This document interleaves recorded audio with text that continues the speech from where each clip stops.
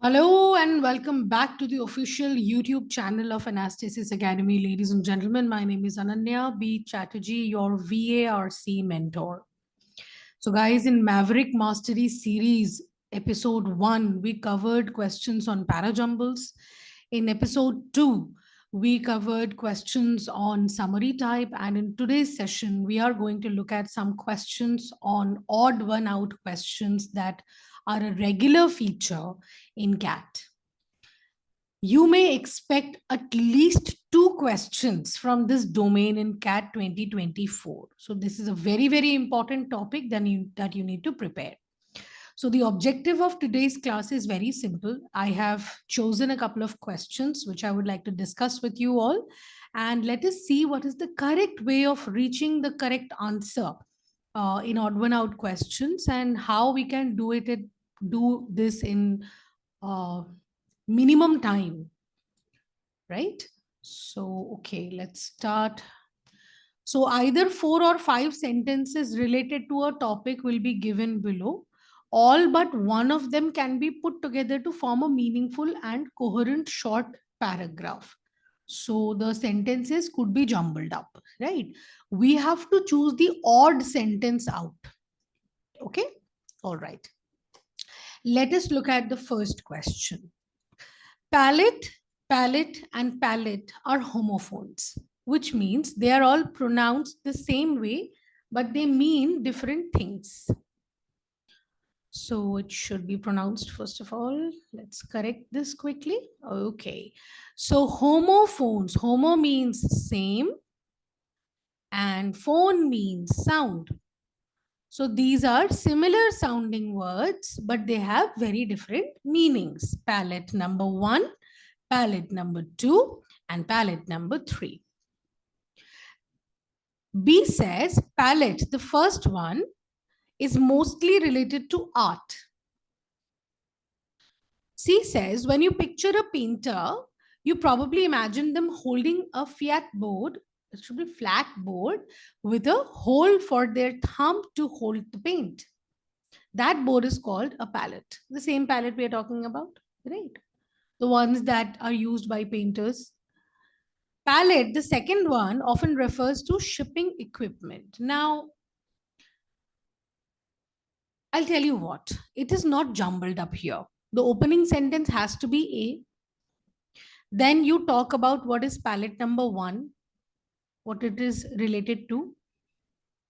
Then you say D, what is the second palette related to. Now you will question, but when B and C are also making a pair, they are both talking about the palette used by painters. B is saying that it is related to art, and C is saying that it is used by painters. The problem is C is going into details of the first palette. But if you look at the flow, you said that there are 3 kinds of palettes. Then in the second sentence, you are talking about the first kind of palette. The next sentence should be about the second kind of palette instead of going deep into one kind of palette. You understand that? If you make it ABC, then you are not doing justice to the original theme that there are 3 different kinds. You understand that? So A, B, D will come together, and we are removing C not because it is out of theme, but because it is too specific.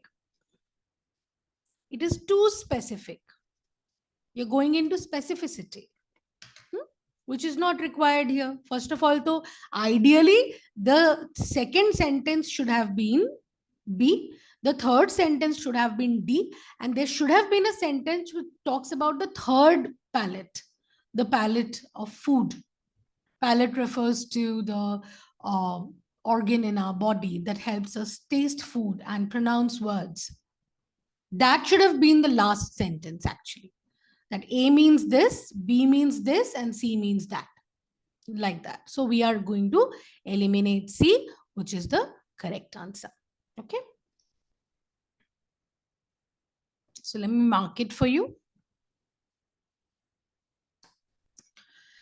Second question. Almost a third of Australian women working in science, technology, engineering, and maths, together called STEM, expect to leave the sector within the next 5 years, according to a recent survey. On an average, the survey of 432 women by Professionals Australia, an organization representing scientists and engineers, found that women working full-time in STEM earned 24% less than men. Men appeared to receive significantly higher remuneration packages. So basically, you are talking about salary. You are talking about the salary received by men during the middle stages of their career than their female counterparts. Women were most likely to be employed part-time, but about 60% of respondents to the survey believed working part-time damaged their career. The results are cause for serious concern, commented Chief Executive of Professionals Australia, Chris Walton. Now, this is a very difficult question because this is not looking like an odd one out question. This is looking like a parajumble question. You can happily create a sequence of all 5 sentences if you look from a surface level depth, right? So clearly A will open because A is introducing the survey, which revealed a lot of things, right? A is introducing the survey, introducing the survey. Okay. A survey and then the survey. B.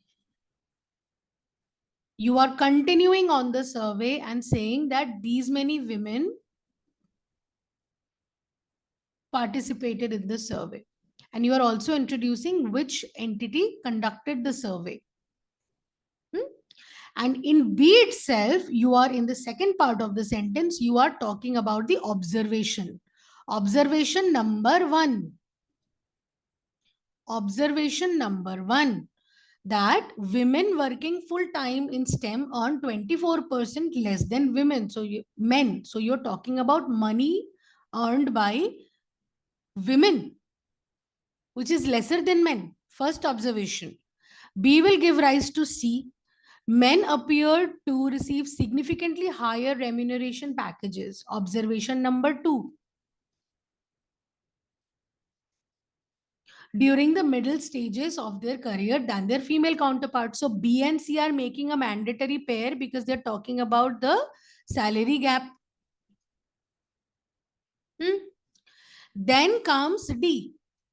Why? Because C is ending with then their female counterparts. So can you see the hook here? It is connected with who are the female counterparts? Women. Women were more likely to be employed part-time, but about 60% of respondents believed working part-time damaged their career, which is observation number 3 of the survey.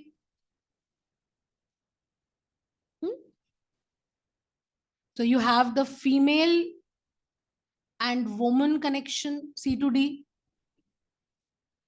right? So ABCD is giving a coherent passage. But the question will be, but E is also talking about this survey only. E is saying that the results are a cause for serious concern, commented Chief Executive. So if it is commented, then it should be in inverted comma, actually, I'm sorry. Commented Chief Executive of Professional Australia, Chris Walton. Now, if you go by the theme, there are 2 things you have to think about. There is a theme and then there is a flow, right? Theme and flow. The problem here is, if you look carefully, you are introducing the survey and flow wise, you are going to observation 1, observation 2, and observation 3. So the results being a cause of concern as a comment by an external entity, not the survey, is out of context. आप तो बात कर ही नहीं रहे थे ना कि इसका रिजल्ट क्या है, उसके बारे में किसकी क्या राय है. सो ये कॉन्टेक्स्ट का हिस्सा कैसे होगा? If you have to remove one sentence, you can't separate BCD and you cannot change the opening sentence A. So the sentence that you would remove is E. One, because it is not an observation, it is a comment on the result. Two, the commentary is made by somebody in Professionals Australia who is not a part of this narrative at all. So two reasons. I cannot separate A, B, C, D. And reason number two, I am not talking about somebody else's opinion on the results. I am giving the exact data from the survey. So E becomes the correct answer. Okay. Third question. Inside Google's Code Next lab in Oakland on a typical Tuesday afternoon, a 13-year-old might be opening up an old gadget, maybe a calculator, and trying to put the pieces back together in a way that hasn't been done before. Okay. So what do we understand? That there is a lab. Google's Code Next lab. Where is this lab located? Oakland. What is the author saying? That on a typical Tuesday, you will find a child who is opening up a new gadget, maybe a calculator, and trying to put the pieces back together in a way that hasn't been done before. So children being innovative. Children are being innovative in that lab, and you can witness the innovation. B says, on a Saturday, students might be programming a robot or 3D printing a chess set. C says, the lab, a 1,500 square foot space across from Oakland's Fruitvale BART station, is particularly designed to reach Black and Latino students in 8th and 10th grades, about half of whom don't have access to computer science classes in school. So now C is talking about the target audience. Who are the people who have been kept in mind while designing this lab?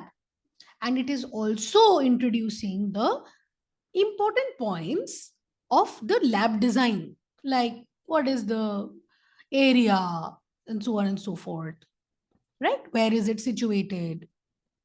Oakland's Fruitvale BART station. What is the reason for designing this?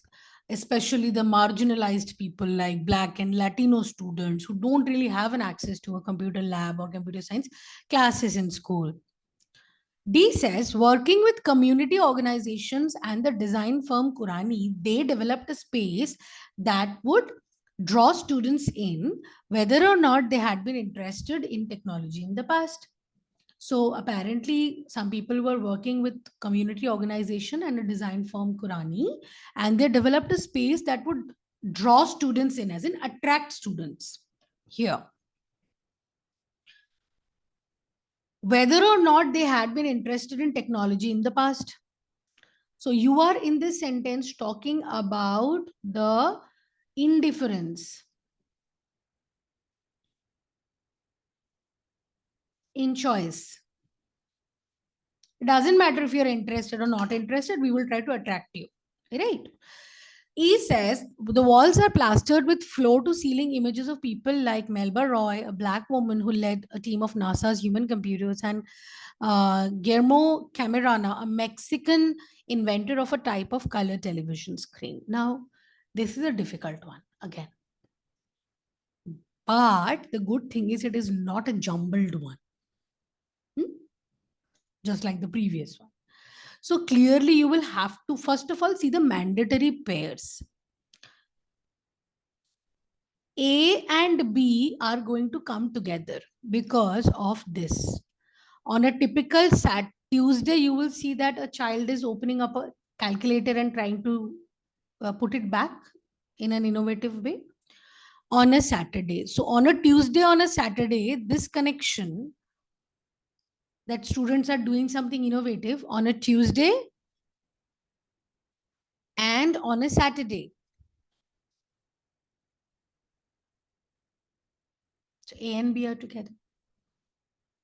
Another mandatory pair is going to be C and E, because both are talking about the design. C is saying 1500 square foot, blah, blah, blah. E is saying the walls are plastered. So the physical, one second. So the physical attributes of the lab, the design attributes of the lab have been highlighted in sentence number C and sentence number E. There is one more connection that I would like to show you. C does talk about the reach to Black and Latino students, Black and Latino students. And E also talks about the inspiration being people like their images, like life-size images, floor-to-ceiling images of a Black woman who is Melba Roy, and a Mexican inventor, a Latino inventor who is Guillermo Camarena. So Melba, Black, and Latino, Guillermo.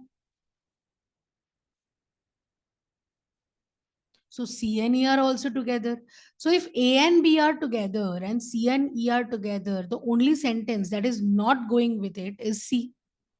Sorry, D. But you will ask, but ma'am, D is also talking about drawing students in and all that. First of all, there are three problems with E. First thing, it is not going with any other sentence. AB, I cannot separate AB, I cannot separate CE. Right? That is not the case with D and any other sentence. Second reason, D is saying they. Now, they is a plural pronoun. They mane who? Do you have any precedence of this they, group of people, group of scientists, anybody who actually developed a space? So you don't have data for they. You can't use a pronoun without giving the noun first, no? Pronouns replace the nouns. And the third problem is they are talking about students' interest or lack of it, and drawing them irrespective of that. Whereas we were talking about lack of access. We were not talking about interest or lack of it. So D is the one which is going to be the odd one out in this case. You get it?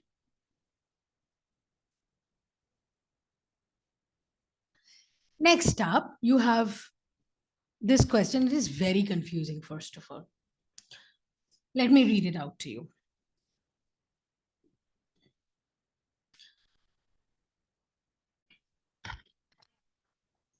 So here goes. Nostalgia and wonder are the two emotions that dominate visitors' minds when they view the quaint collection of artwork, harking back to an idyllic Bangalore in Fernandez's small gallery, Apology. So, a couple of words here that are a little difficult to understand. Quaint means old-fashioned and yet very charming. Yeah. Harking back as in taking you back to the past. Idyllic as in when things were ideal, things were nice and beautiful and, peaceful. So when people enter Fernandez's small gallery, also known as Apology, there are two primary emotions that dominate their minds. Which are those emotions which take them back to the past? First is nostalgia and second is wonder, according to sentence A. B says, thus, nostalgia works at several levels, and as humans think that the condition of their lives is improving as they head into the future, a part of their mind also harks back to a supposedly simpler time when life was more peaceful. Right? So nostalgia as in when you reminisce about the past, that childhood was so nice and college life was so nice and things like these. So nostalgia works at several levels. Thing that is to be noted is thus. Could it be connecting it to another sentence? We will find out. And when humans think that the condition of their life is improving, that when you are older, you have money and you have some kind of autonomy in decision making, you don't have to take permission for everything. and so on and so forth, and you are somebody in the society now, but still your mind will hark back to a simpler time when, going to school, coming back, doing your homework, going out to play. Things like these will make you nostalgic. Nostalgia can exist only when there is a linear conception of time, and modernity, with its notion of progress, is deeply intertwined with the concept of nostalgia. So, this sentence has two parts. Time is linear, as it moves forward, it's not cyclical. You can't go back to your childhood after your adult life, or in the middle of your adult life. It's linear. So, nostalgia can only happen because time is linear, because you can look back at the past knowing that you're never going to go there again. That's why you miss the old times. Modernity, when you become more modern, with its notion of progress, is deeply intertwined. That uh, I'll tell you something of a personal significance. So we have all these phones with music and camera and this and that.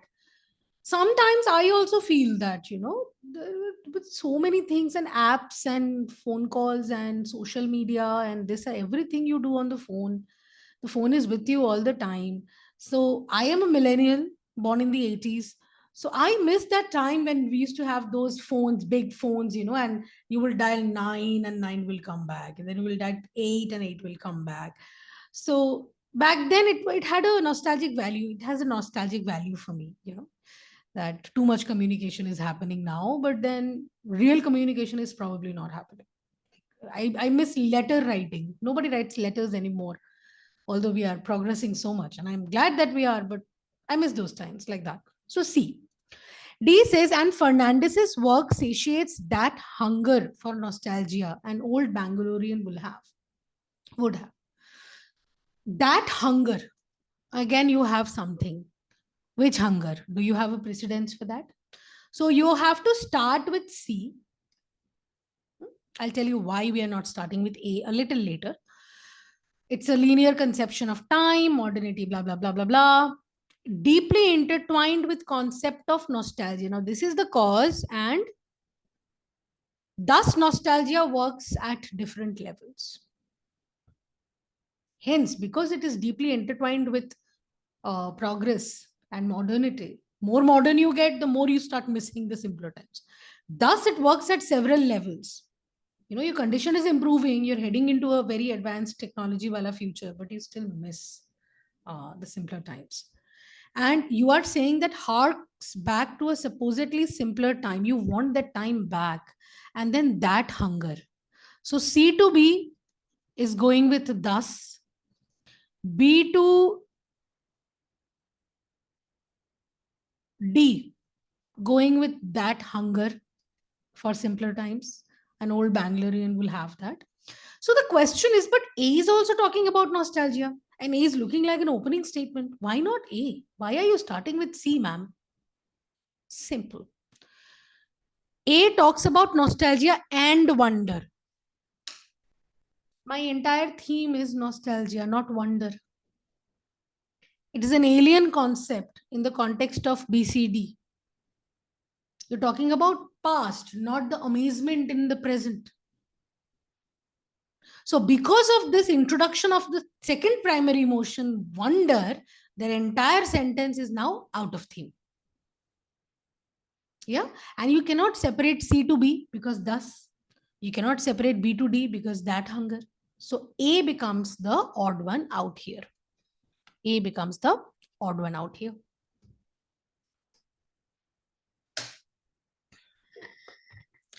Fifth question. To me, what was truly galling about England's final session shenanigans on Sunday was the complete schoolboy amateurishness of it. Galling is surprising.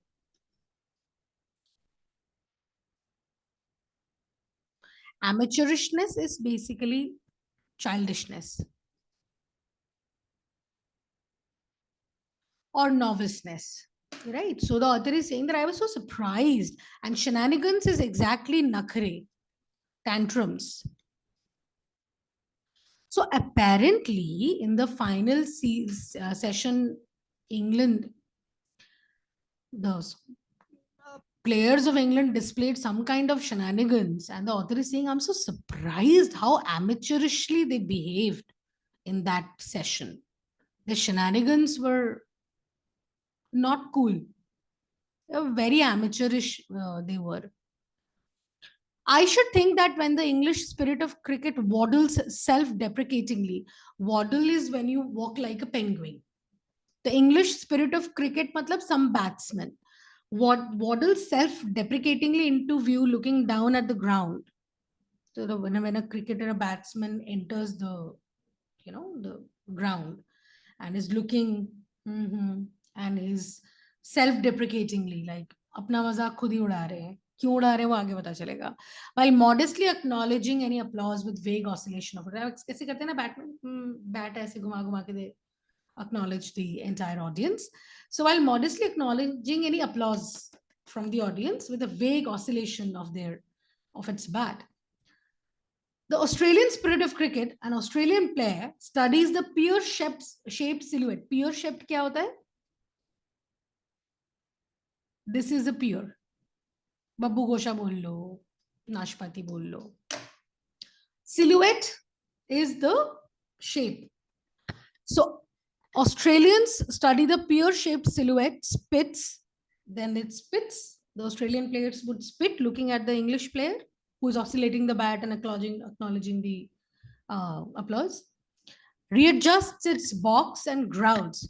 Struth, what happened to you, mate? Did you blow all the housekeeping money at the pie stall? So body shaming. Who is body shaming whom? The Australians are body shaming the English players. सब खा लिया क्या तुमने? इतने मोटे हो गए हो, you're pear shaped now. You're making fun of the English people.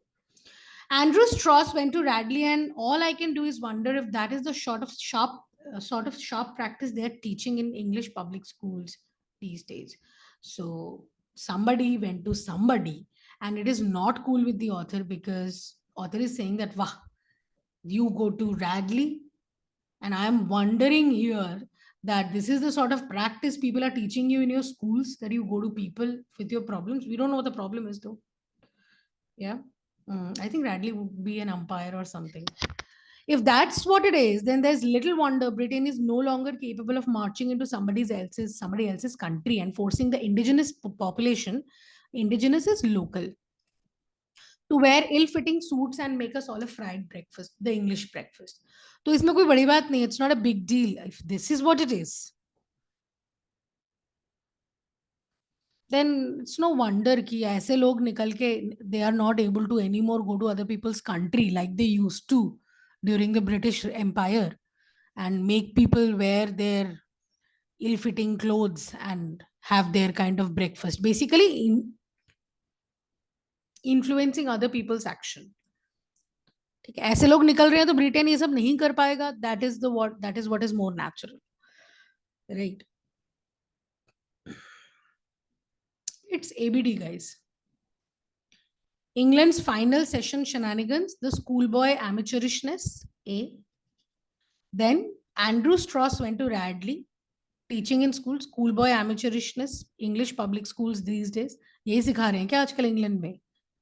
Is this what they're teaching? Oh, I'm so sorry. This is A, B, C. This is C. No, A and then C. And then he's saying that यही सब सिखा रहे हैं क्या? If this is what it is, then it's no wonder that your country is no more capable of marching into somebody else's country and influence their lifestyle. If this is how you are. A, C, and then D. So the running theme here is the author's disdain, criticism for the attitude shown by the English team on the field and the tantrums that they showed. Right? It is not about body shaming. So B is not a part of this passage. B is saying how Australians make fun of English cricketers because of their body shape and their, let us say, their, yeah. So B is the one that is out of context. So a couple of important things to remember in this context would be, number one, try to identify the theme. Number two, try to identify mandatory pairs. Number three, It is also important to understand that this question type is a mix of main idea and parajumble. Without solving the jumble, you can't. You have to see the connections, right? And that's about it. And I'm giving you 5 questions to practice. This is practice question number 1. This is practice question number 2. This is practice question number 3. You can pause at any point. This is practice question number 4. This is a difficult one, actually. And this is practice question number 5. The answers to these questions would be given to you in the description box. And that's about it. Keep studying, keep analyzing questions. It's not about the number of attempts, it is about the depth of attempts. Always remember, doing 500 questions in a half-hearted manner is not going to cut it. Do 50 questions, but in depth. Develop the cognitive skills. Okay. Thank you very, very much for joining in. I'm going to see all of you in the next episode of Maverick Mastery. Till then, keep learning and keep trying. Thank you very much.